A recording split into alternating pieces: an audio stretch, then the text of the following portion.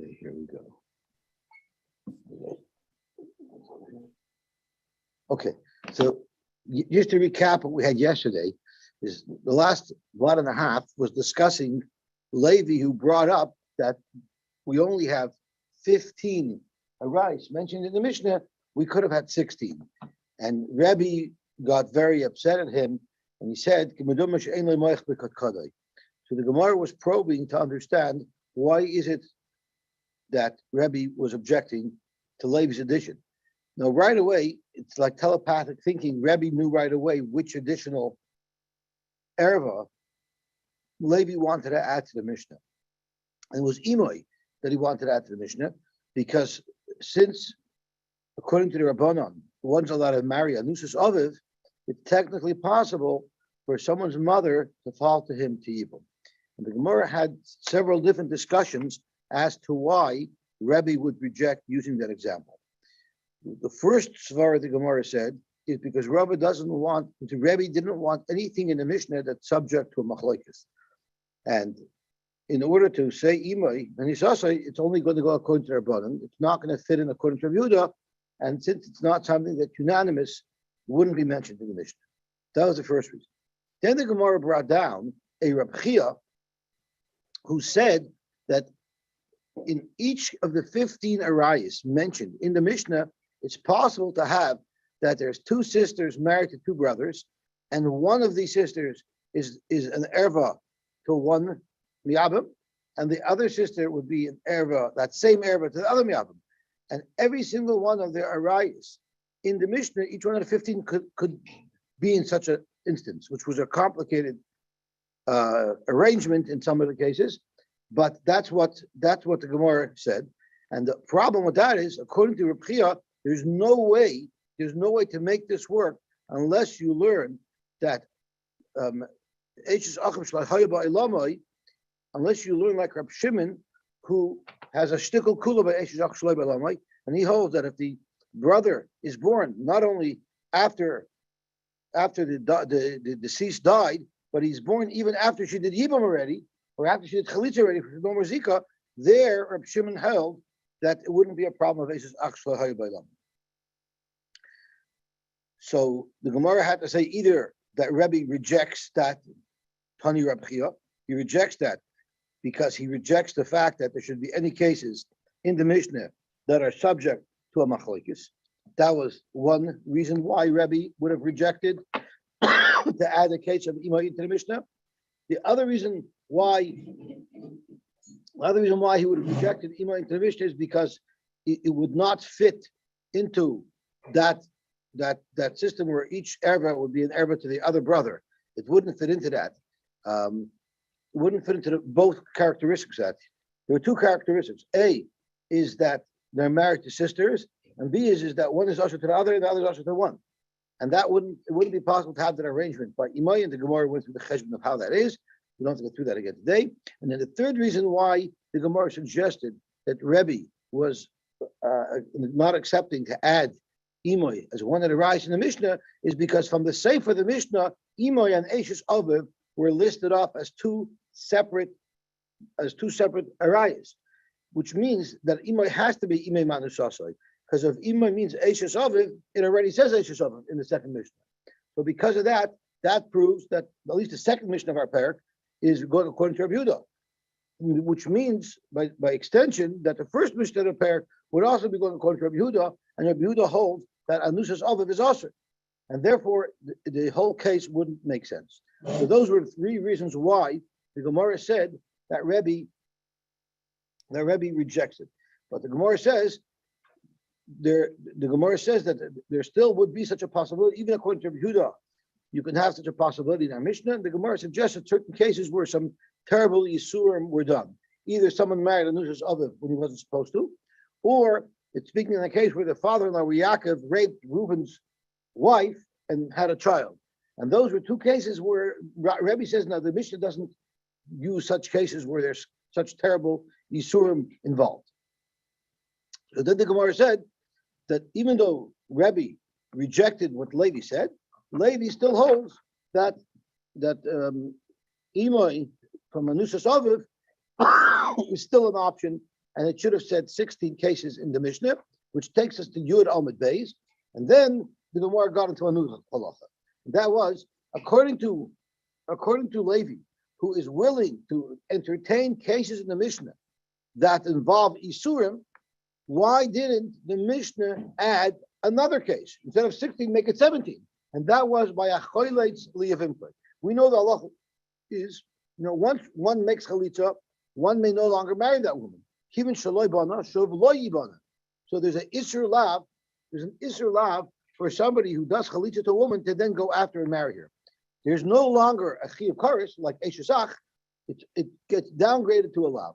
So the Gemara asks, what if someone made chalitza on his yavam, and then he married her the isur? Again, Levi is willing to include cases where isur was done in our Mishnah. So someone did that. Now he dies. So the question is, will his wife fall to yibum to others?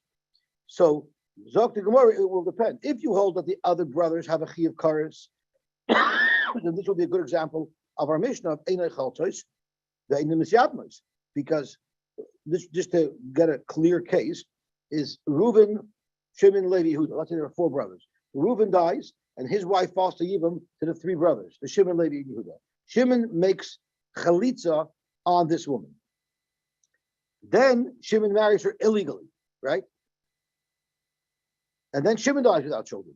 So can Levi and Yehuda make Yibam on this woman?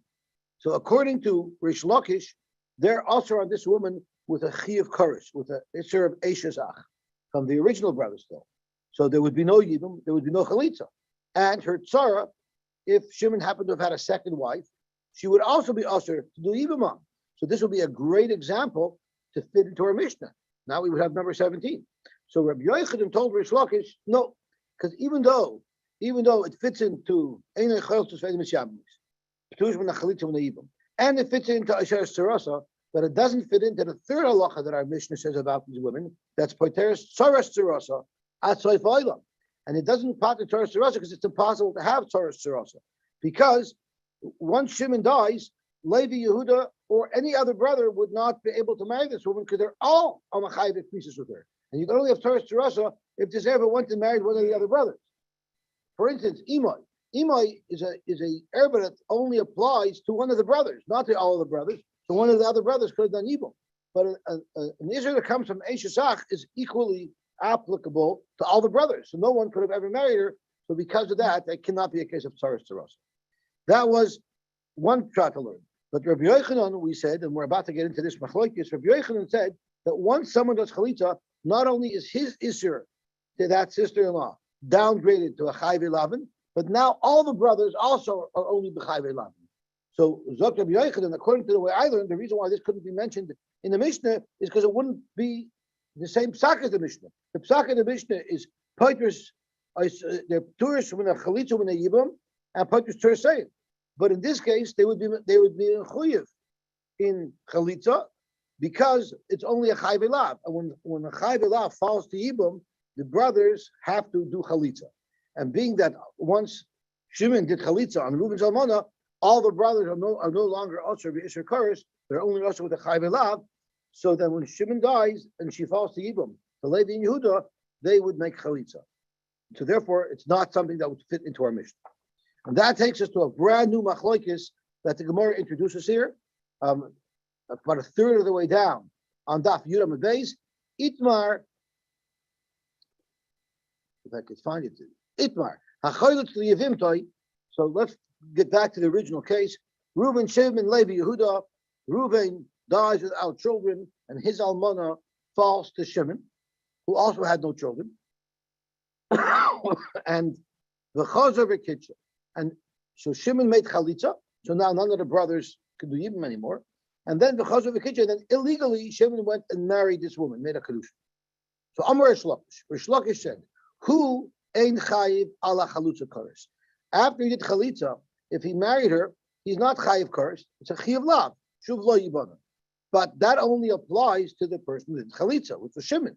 But for Achid, Levi, and Yehuda, their status remains just as it was until now, which means chayavin ala chalutza kares. Ala tzara. What if Reuven had other wives? Reuven had multiple wives, and Shimon did chalitza on one of the wives. So we said Shimon now only has an Isra for that wife, and all the other brothers still have an Isra Kares for that wife. What about other wives that Shimon didn't do chalitza on? You only do chalitza on one.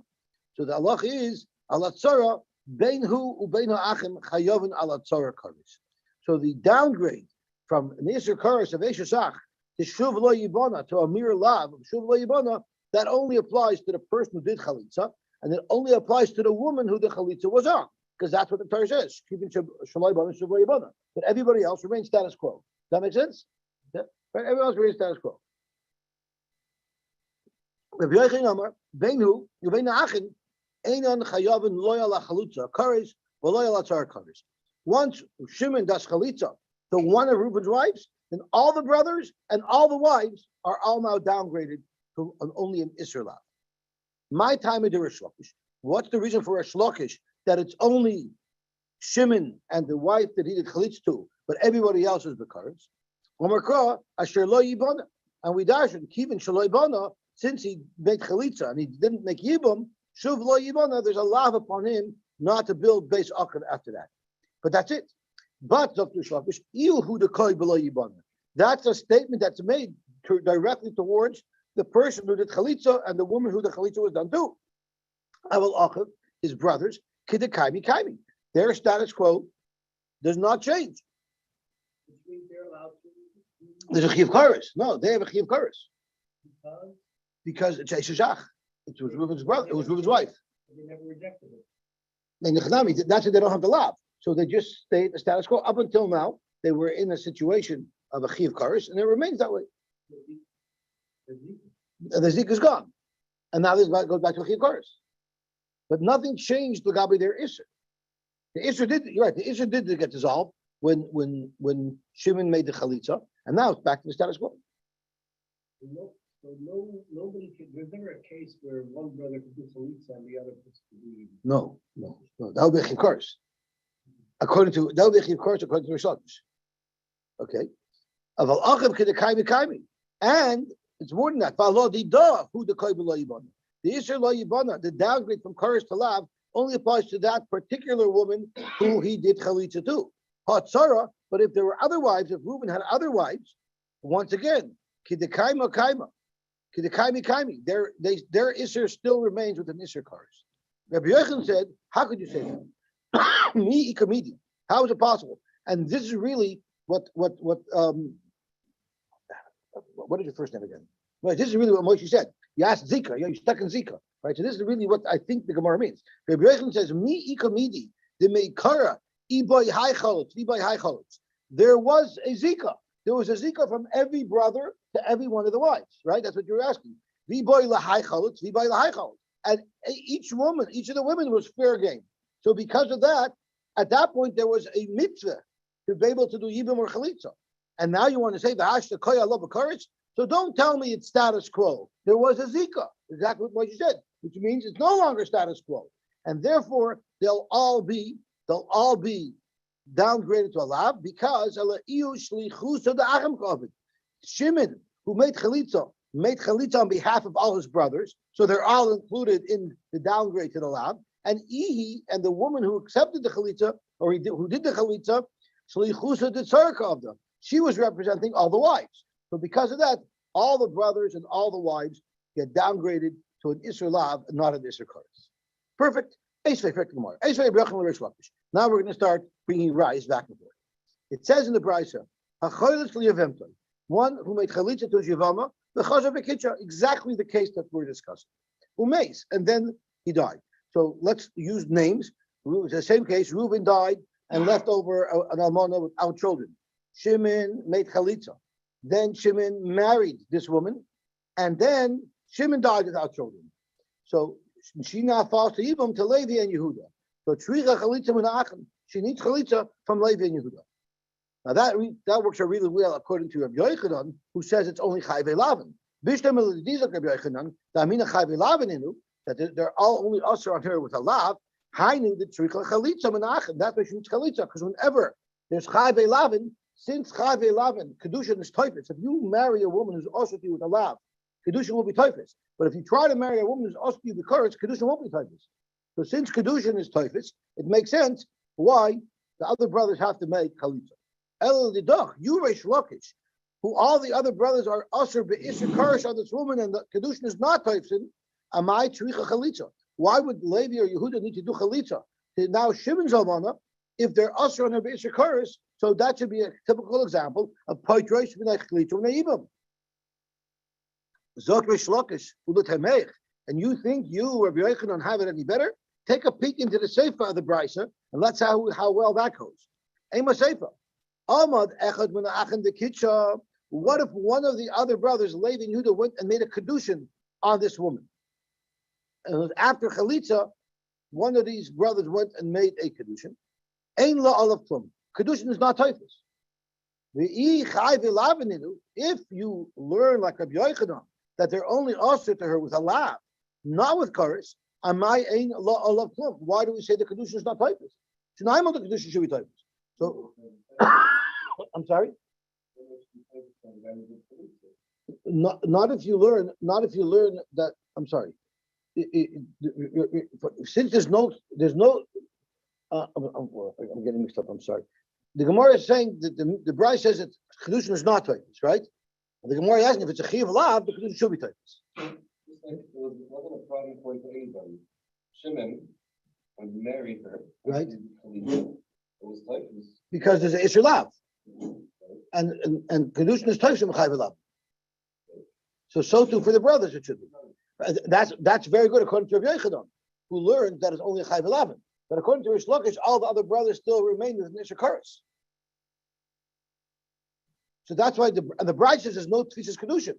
That works out very well according to Rish Lakish. If you all the other brothers are still also to this woman with the Isser Karas, therefore if they try making kedushin, it won't be typhus. But according to Rabbi Yochanan, exactly what you're saying, the same way Shimon was able to make the kedushin, all the other brothers should be able to make the kedushin because they're all downgraded to chiv lav. So why does the Sefer of Brisa say that there's no kedushin typhus?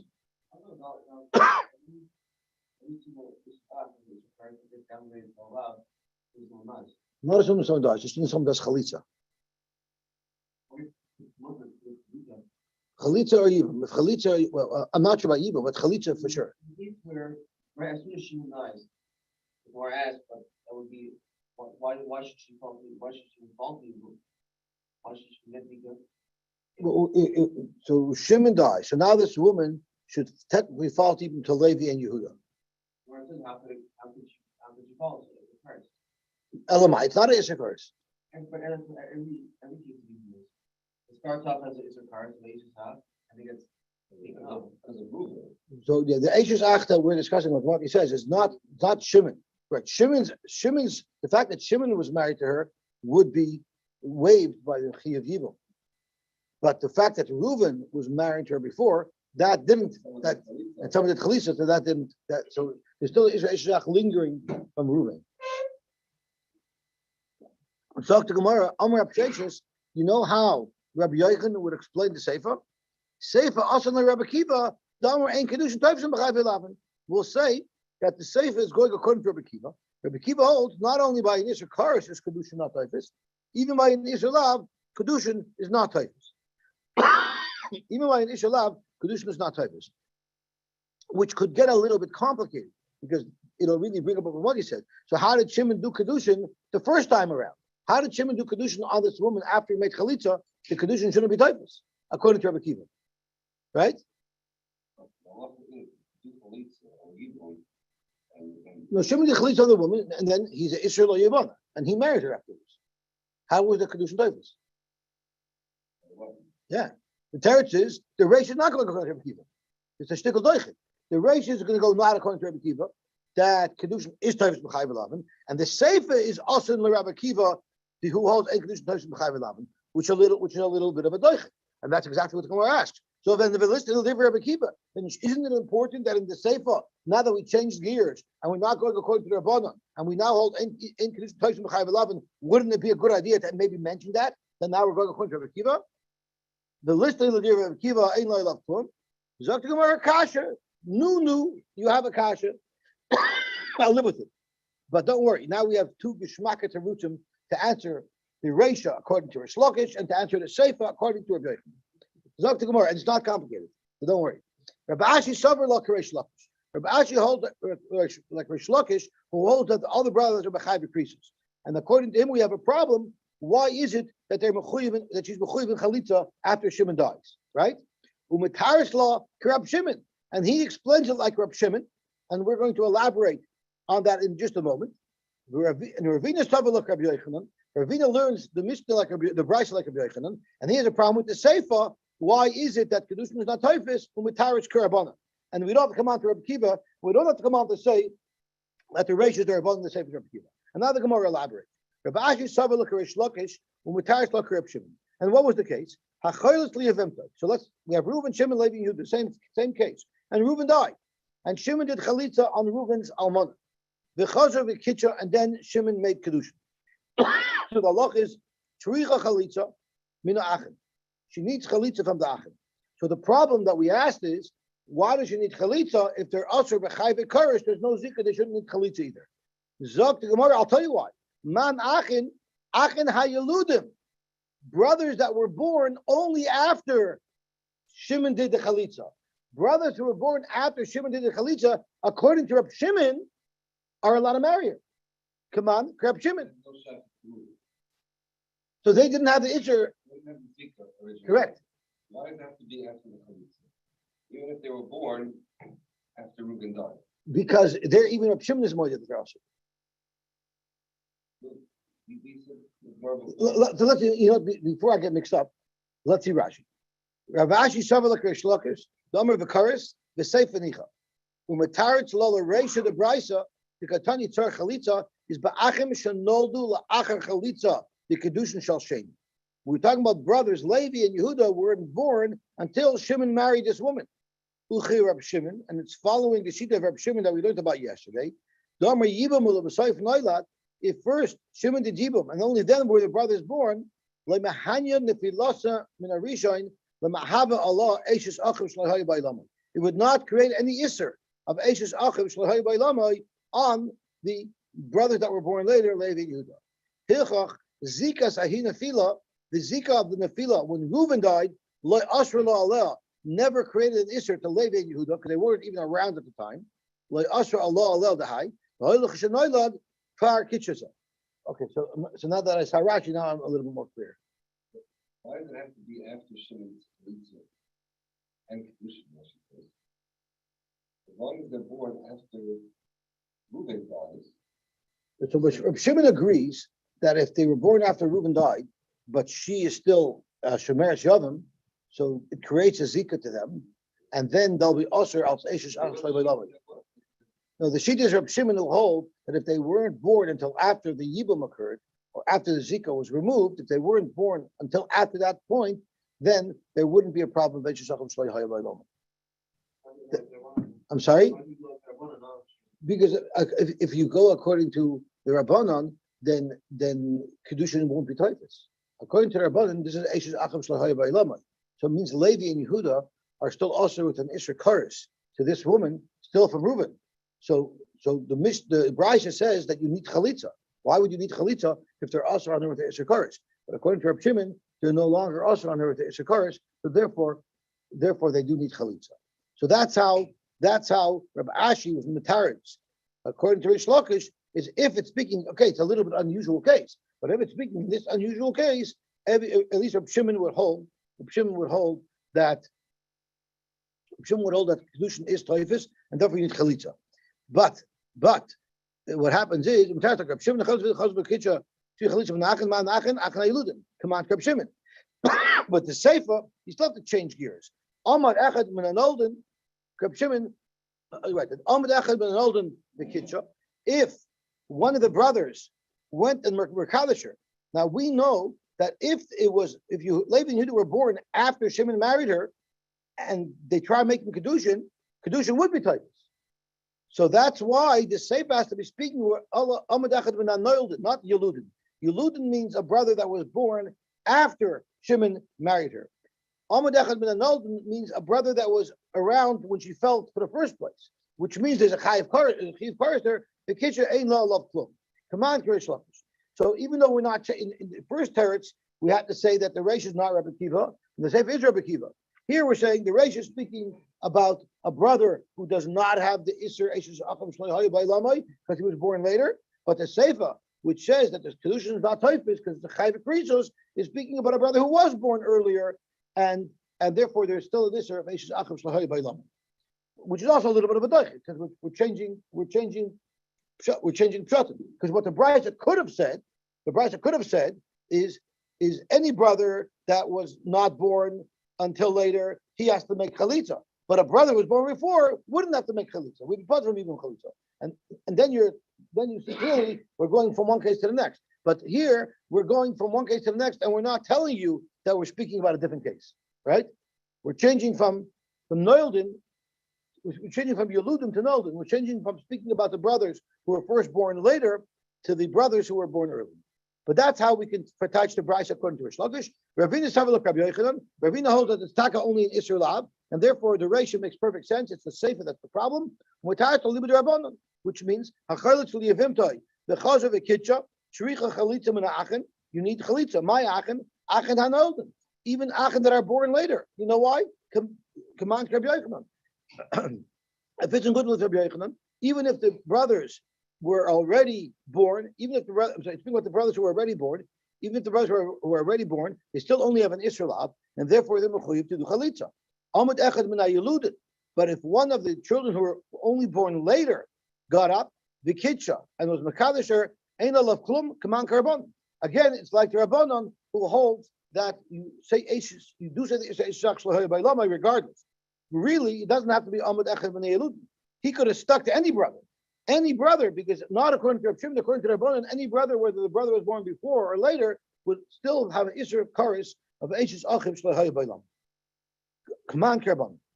There's Dr. Gemara about it. Itmar. Haba al Yavam. Someone was born a Yavam.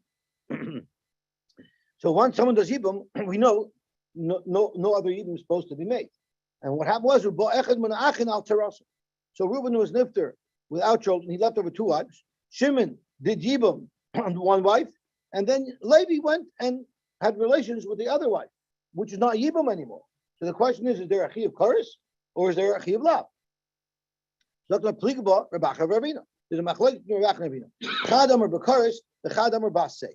One knows there's a Chi of Karis, and one Amanda Amar says there's a Sei. The first one was a proper Yibam, Kalacha, correct. So Mandamar Bekaris, if you hold that the second brother who lived with this woman is Chayav Karis, Krish Lakish makes perfect sense. Even though one brother did Yibam, all the other brothers and all the other women remain with the status quo. There's a Chi of Karis. So let's stop. Didn't we say a second ago that it's a loisha stuff? So what's that say? The teretz is very, very simple. A woman who you did chalitza on, it says lo yibana.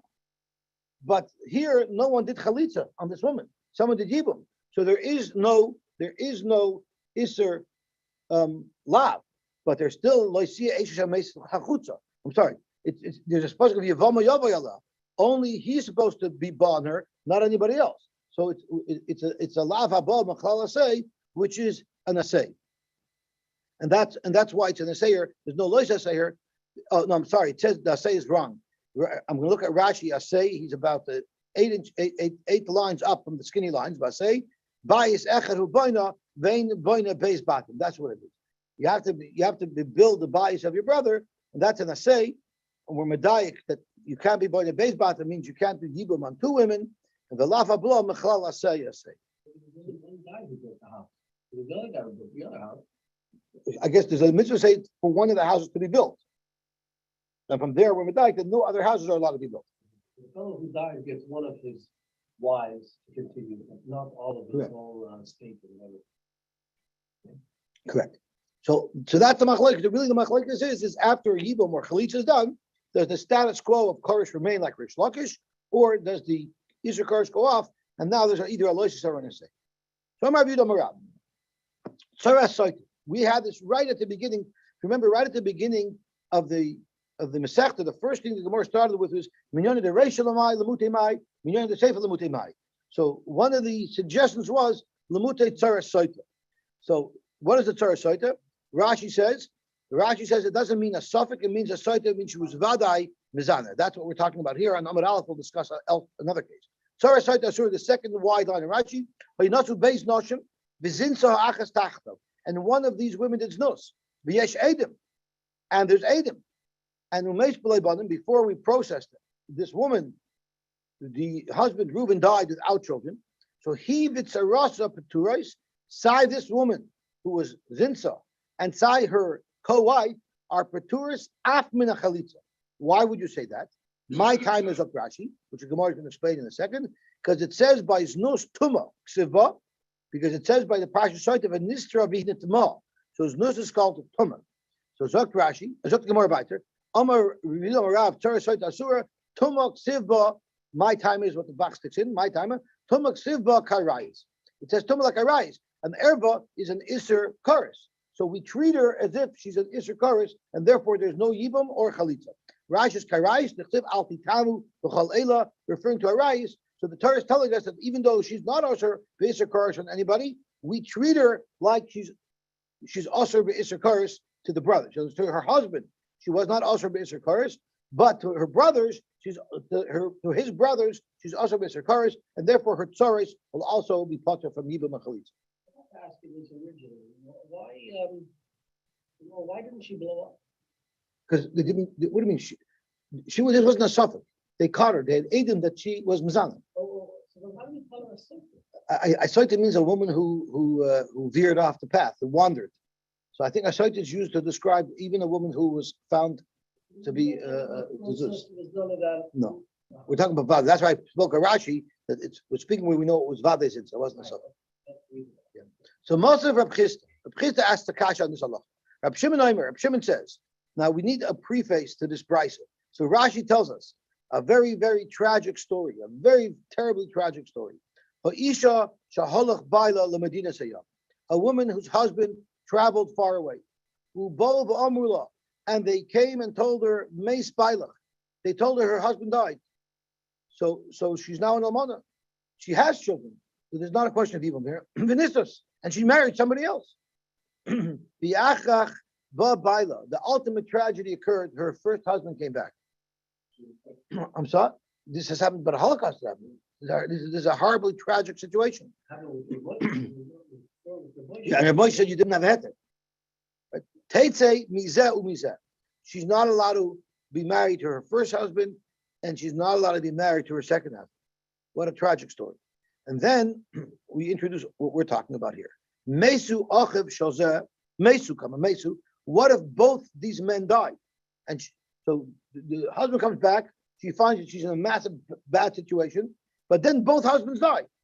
I guess you took my wife, they got into a fight, they both killed each other. They died, right? They both died. So now the question is she zakak liyibam to the siblings of her first husband or to her second husband? So you can tell me right off the bat, of course she's only zakak liyibam to her first husband. The second husband condition shouldn't have been typed, she was an Eish, and that's correct. But these are all the Rabbanans. The Rabbanan made it clear that you have to take both sides have to take care of her. Yeah. The Gemara later on tells us that we require a get from both husbands because we're afraid people will say that maybe when she married the second husband, she was really divorced from the first husband, and now she's leaving without a get. So with her husband, she needs two get. Why isn't she not right not looking to the second husband? She was the nation's ish. Why is she not mutter? Why was she mutter? She's not mutter to him. Why was the Kedushin Teufus? The Kedushin was not Teufus. So then what tell me of the Rabbanon? She's not mutter. Neither Rabbanon were Machayev him to give her a get. So people shouldn't think that he was married to her, and then she left without a get. Because of that, the Rabbanon, we have to do Chalitza. Yes. So Mesu, Achav Shozeh, V'Achav Shozeh, Cholzun Loi V'Yavim. Both sides have to do Chalitza. Rab Shimon says, V'Asa, Oy Chalitzasa, Me Achav Shol Rishon, Paiterasi, L'Chatchila. In other words, L'Chatchila, one of the brothers of her original husband, could do evil, because she's fair and square married to him. And she's not considered a Saita, because this was an Einus. She got married, the Einus, right? People came and told her her husband died. She's not a Noyefes. This is a tragedy. So therefore, she's considered mutter and married to her first husband, and therefore his siblings do evil. Why? She's like any other almana to the oven, The like in two rabbanim miyavim. The rabbanim didn't make a knas that she's usher to the oven. The vadi sharle, she surely muttered him. Shanusa haisa. She's innocent. She's an honest. Shesvura haya shemes. I believe the Dal says shesvura shemes. She thought that he died. But whatever the case is, you see from this. I'm sorry. And she had eight. It was an Eid Echad, I think. But it could be it was Edom. It could be it was Edom as well. Alma, you see, Nivelas Tachas Baila, someone who becomes Nivelas to a man other than her husband while she's married, Shari Tarasaliabin. You see that you could make Ibam on her. Bafila Rabbanon, like Paula Arab Shimon, even the Rabbanon who say that she needs Chalitza, not Ibam, that's Elabedidah. Aval B'Tarasa Maidu, for sure, if the first husband had other wives who didn't remarry, for sure you could do Yibam on them. So you see that Znus does not. You see Znus does not pater the Tzara. So how could you tell me, Rav, that the Znus paters from the Tzara? So much of Chizder, Shimon Rav, what type of cash is that? I'm talking about a woman who's Mazana, who Midiraisha, she's also to her husband. And you're bringing me a Taraya from a case where the woman was an oidus and she's not even usher on her husband? What type of cash is that? The fact that she was with another man is not the problem. The fact that there was an isser as nus is the problem. Here there's no isser nus. So Rashi says the at amrtli cited the Rabban. Rashi explains the status of this woman. So midiraisha shari. This woman midiraisha is mutter to her husband. She nisas al pi bezdin be'erechad. She was nisas al pi bezdin be'erechad because one, not two Eidim, but one Eid came along and said that he saw that her husband died. And Bezdin took his testimony, and Bezdin was mater ve'aguna. Ba'anusahi, she is innocent. So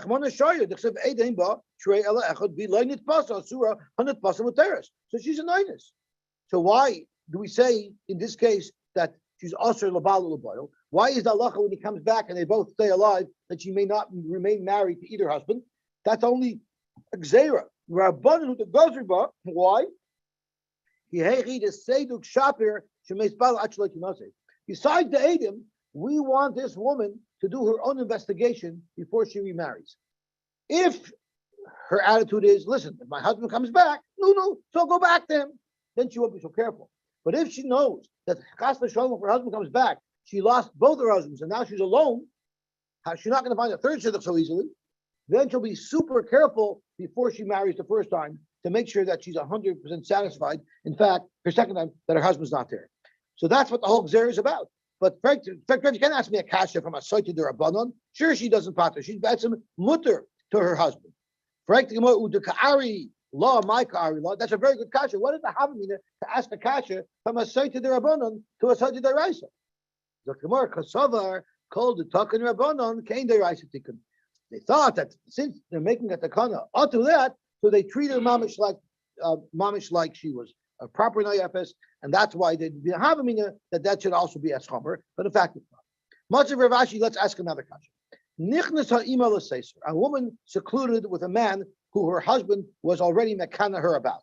So this is the saita that we're talking about. We don't know for sure, but we know that she was with him secluded. V'shasa imay kedetuma, and she was with him long enough to be mizana. So the halacha is the Torah calls her v'nitma, even as a saita b'sofet.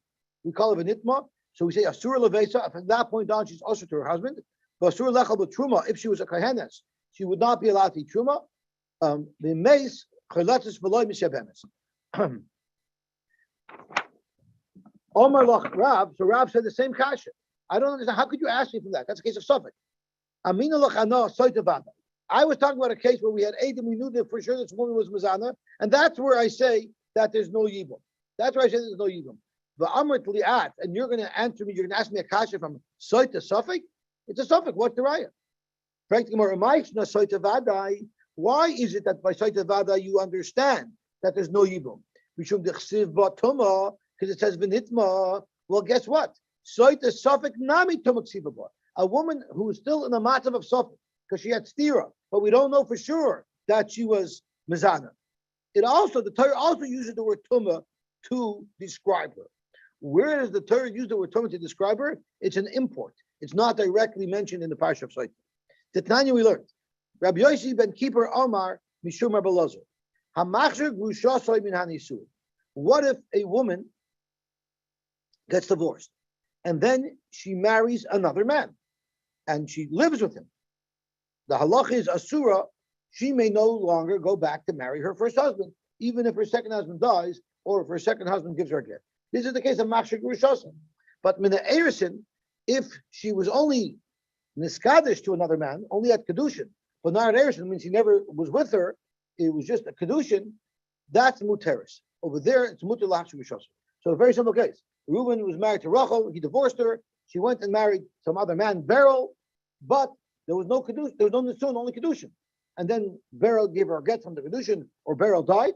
She's allowed to go back and marry Reuben because she never was with Shimon intimately. There was no nisun.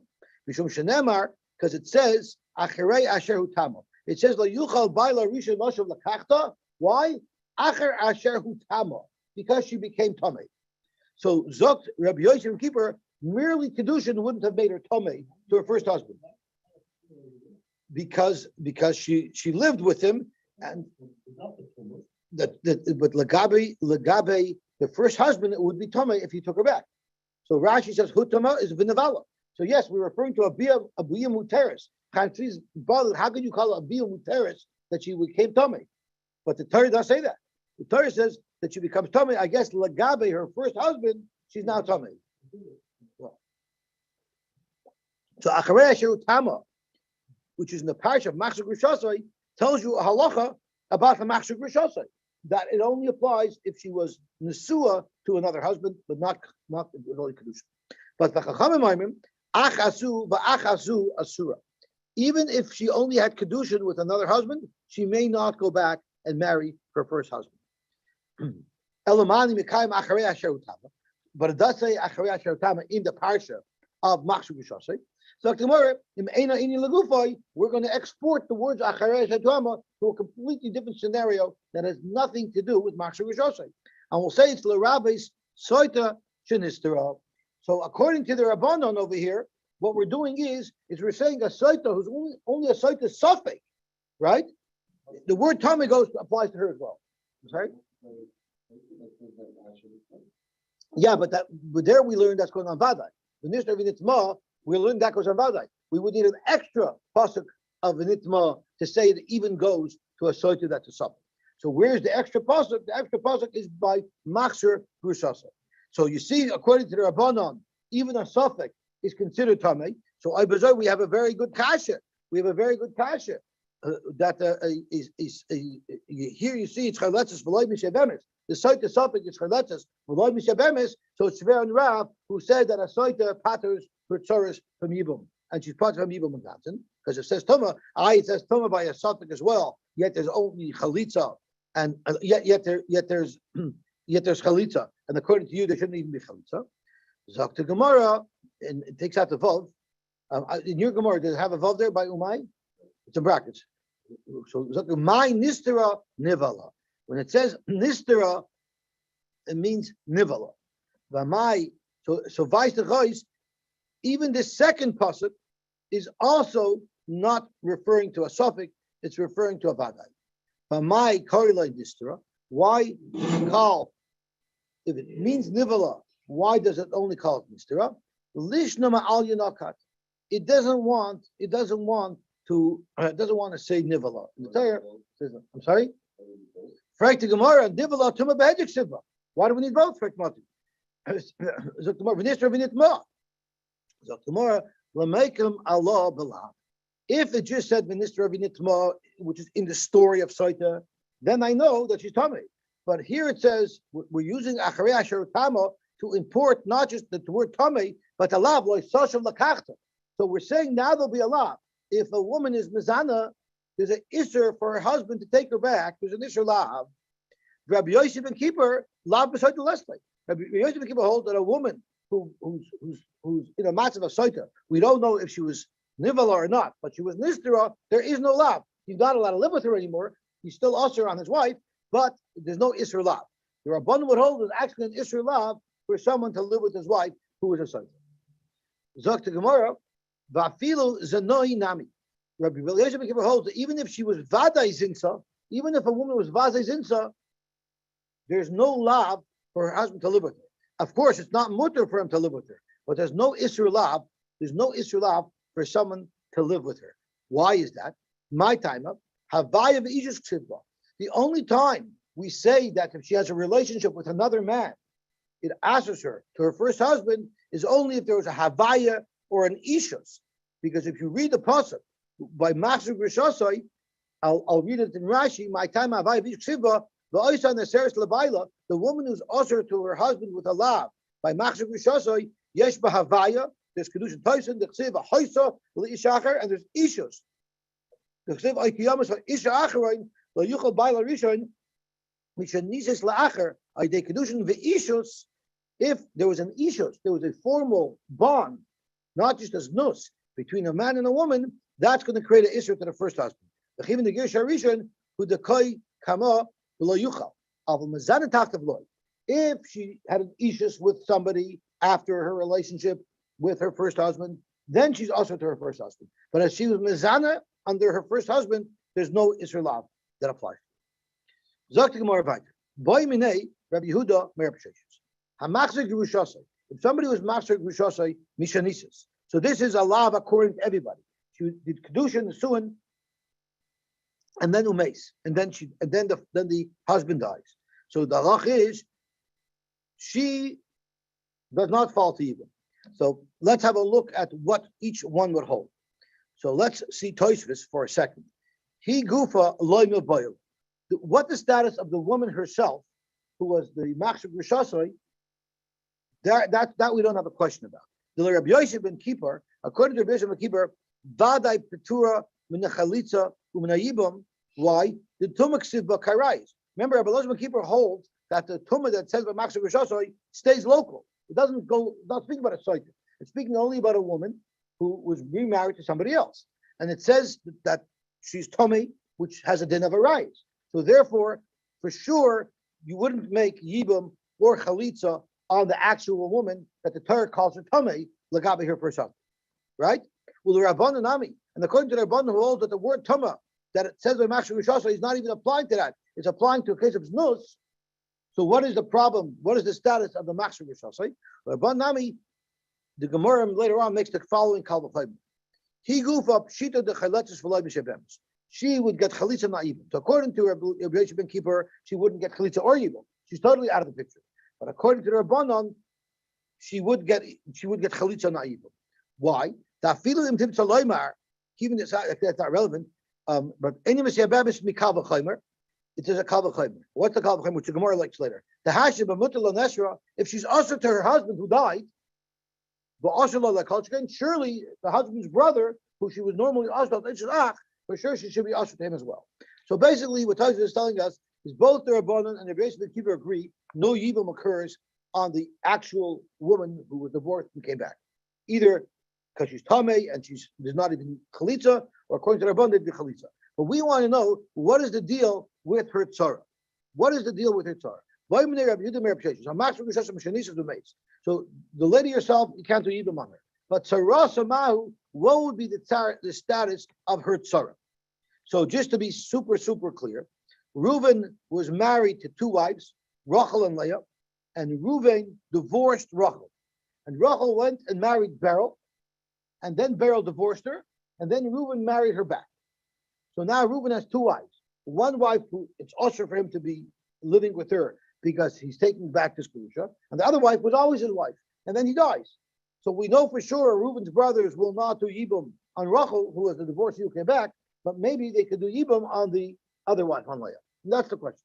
So according to Rabbi Yosy ben Kippur, it's not a shayla. You know why? Even the Rabbi Yosy ben Kippur tuma b'machzor grishasei u'dechsiva. Rabbi Yosy ben Kippur held that the word tuma b'machzor grishasei is talking about machzor grishasei. So we treat her like she's a regular erba, and therefore it's a rasa kamaisa. You might say maybe Terasa should not be kamaisa. The Torah says about a machzor grishasei ta'eva he, which is a meal dafka he. So for that we don't apply to her tzara, because it says tuma. She has to be treated like a chi of kares, and therefore her tzara would be pater. But he is being a mite, he ta'eva, vein bayna ta'evin, even though she has children from this man, and she wasn't allowed to be married to him, nevertheless her children are still kosher l'kahuna. That's not plaguing the children. Hatzaras Atayeva. But her tzara is considered still Atayeva, and therefore there would be no Yibam or Chalitza even on her tzara. Kite Boilach, our Shaila is only a Liba de Rabbanan, who hold that even she's not Tameh, she's only Usher for a different reason. Avagav the Amar Rabbanan, Tuma Besaitu Dixit, even though the Tuma that's mentioned by Machshir Rishosai we're applying to Saita, maybe Ein Mikra Yotim Midei Pshutai. Lamais still tells it there. It says the words there. So you can't ignore that. So maybe therefore you wouldn't be able to make Yibam even on the Tzara. Or Dilma keeping the Akar Iakar. Or no, since we're saying that the Tuma mentioned by Machshir Rishosai is not talking about Machshir Rishosai, we're applying it to a Saita Shizinsa. It no longer has any effect on Machshir Rishosai. That was one version of how the Shaila was asked. So the Shaila is being asked only according to the Rabbanan, not according to Yosy ben Kippur, because according to Yosy ben Kippur, Tumaksiv by Karayis. Ikadamri, it's exactly the opposite. Aliba de Rabbanan Lotibai. According to the Rabbanan, we have no subject that for sure you could do Yibam on the Tzara. Why? Given this Akar, Iakar. It doesn't say anymore the word Tuma at all related to Machshir Rishosai. Kisi Boilach, my whole Shaila will be Aliba de Rabbi Yosy ben Kippur. My. Even though Rabbi Yosy ben Kippur uses the word Toma and that applies to Machshir Rishosai, which tells me that you cannot make Yibam or Chalitza on this woman yourself. Mid Rachmana Ta'eva he Ta'eva V'Interested Ta'eva. Maybe the miyat we apply to the tzara. Idilma he Ta'eva V'In Do you apply the miyat to her tzara? Would that mean her tzara could do Yibam? Or do you apply the miyat to Banel? So that would be the shayla. So basically, they asked of Rav Sheshes a twofold shaila. Rabbi Yehuda asked Rav Sheshes a shaila that it's a shaila what the shaila is. Is the shaila in Rabbi Lazar Kafar, or is the shaila in the Rabban? So on that, Amrlei Tinisua. So Rav Sheshes answered back, in fact, we did learn this in the Brisa. Now it's 6:56. Should we stop? Because davening is 7 o'clock. Or should we push on? Sub? Okay, so we'll stop here and Mitchell will be mamshech tomorrow. But listen, we got through Rubik and Kulai, we're almost completely caught up. Anyway, today's learning should be Leila Nishmis, Akiva Balter's parents who's sponsoring the broadcast for this week, which is Yosy Simon ben Yisrael and Sepoyer ben, I think, Simcha. We said yesterday, and should be a schus for Afu Shalema, for Shimon ben Chasya, for Shimon ben Yehuda ben Rivka, and for Yaakov Shmuel ben Chana, and for Yisrael Moshe ben Yotam Gittel.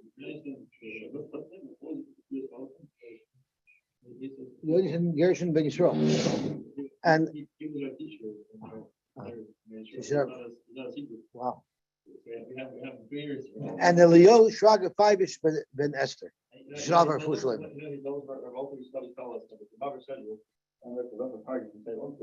Knowing how to read properly, you know how to